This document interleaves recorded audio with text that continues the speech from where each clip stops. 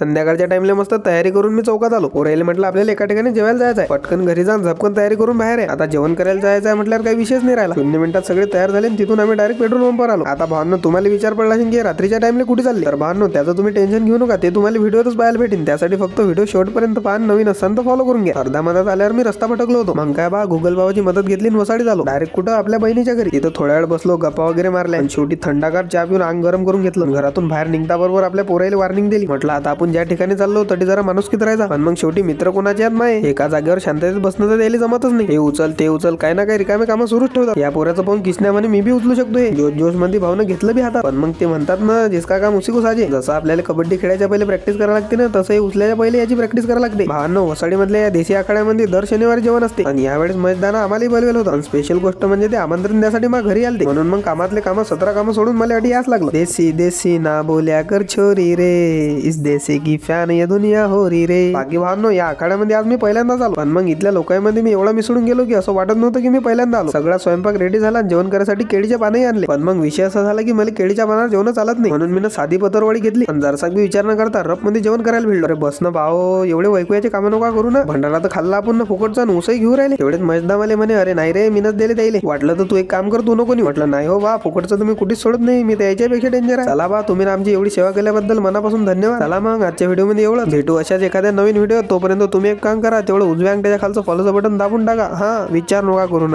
दाबा दाबा दाबा दाबा.